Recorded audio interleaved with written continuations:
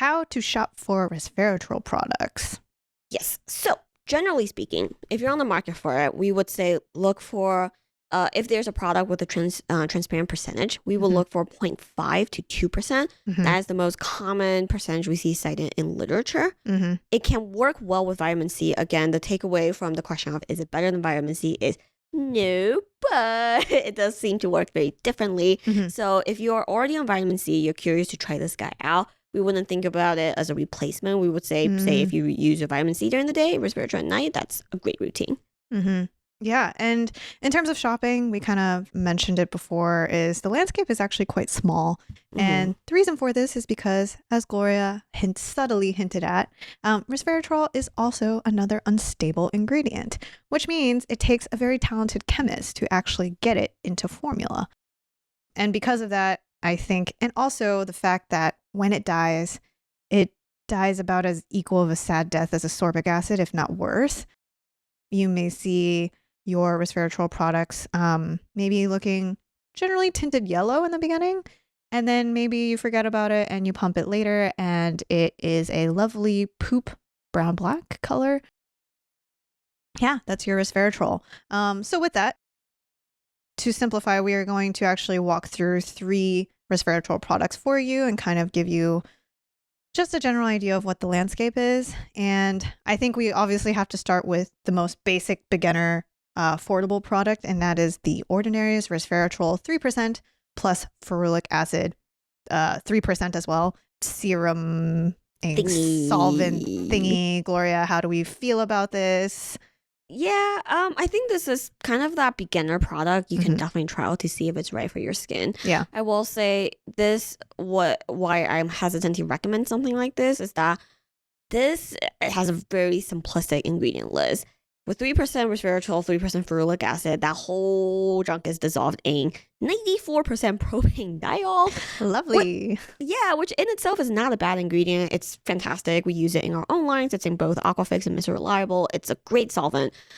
But at 94% is a little overkill. It's relatively vanilla. I'm not saying that you will absolutely have a reaction to it. But if you're experiencing any sort of itchiness, any redness, it's probably from the really high propanediol. And just to give you guys an idea, in our own product line, we use it at about 5%. I think at the highest we'll ever go on this is about 10%, just because not everyone's solvent tolerance level is the same. So we'll say if you want to try resveratrol and want to go the most economic way and get this product, we will kind of use this like a booster, just like mix a couple drops into your serum, dilute it down just a little bit. Yeah. So I will say, even though because the ingredient list is simple, it's a quick way for you to litmus test to see if resveratrol is right for you. But at the same time, it's almost like not the best way to, like, if you're experiencing irritation, then it doesn't tell you whether or not resveratrol is right for you at all. Oh, that's a really good point. Yeah, honestly, I have nothing to add to that. Let's just move on. So in the second tier, we would say this is kind of the mid price point range for resveratrol. So you're looking at about $84. And this is the Caudalie Resveratrol Lift Instant Firming Retinol Alternative Serum. And shout out to, they called it a retinol alternative. We hate this claim. Let's look at this more for what it is, which is resveratrol as an antioxidant, not a retinol alternative. Yeah, actually, it's one of the ones I'm sorry, what, like, we just spent a long time going through the available resveratrol data for you. All of you can dial back to our retinol episodes and understand our pain when we hear stuff like retinol alternative. Like, why? Yeah, exactly. So in terms of this ingredient list, it is a emulsion. So it doesn't just include resveratrol, which I don't believe they disclose the actual percentage, but it does have other ingredients like a couple hyaluronic acids of different sizes. They have a couple peptides as well. So, you know, this is definitely one of those like a little bit more resveratrol plus kind of formulas. And I do want to mention here, the reason why we classify it as mid-tier is they did a clinical consumer perception study where they have 42 volunteers that tested it for 56 days or 8 weeks, 2 months. I never understand what causes them to do 56 days versus 8 weeks. I don't understand. But anyway, so they say one of the claims they have is 98% soft, firmer, more lifted skin, but they do have a before and after, which is, I think I see the improvement, Gloria. I think I do. Yeah, there's what they do is they did take clinical images, and the second image, it looked like lines in general are reduced.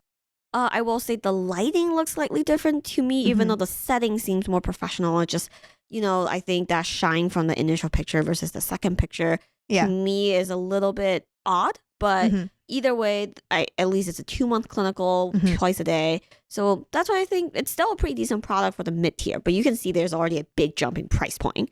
I did want to call out, Gloria, their claim that we always talk about and just mentioned here. They have a claim that says 3x more effective than retinol to firm and lift. And in terms of the strict fine details, they say action on skin appearance, in vitro test on ingredients association.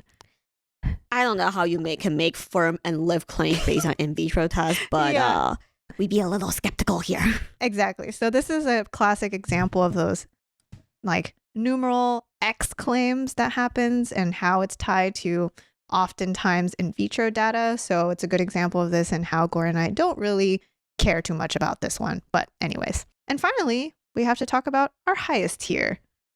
SkinCeuticals Resveratrol BE, the granddaddy of it all, clocks in at $168. So every tier is like a $70 jump.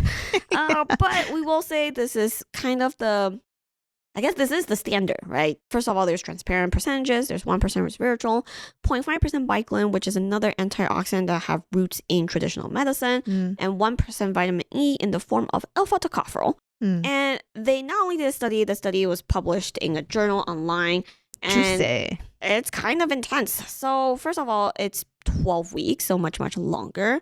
They did a lot of stuff. So on top of clinical assessments of skin condition, they even took images. These are ultrasound images of the crow's feet area. And what we're looking at is the more green the image is, the more dense skin is. And it shows that from the imaging that there's like an 18.9% increase in skin density. And that may translate to perception of firmer skin, and also more dense skin might decrease the appearance of wrinkles as well.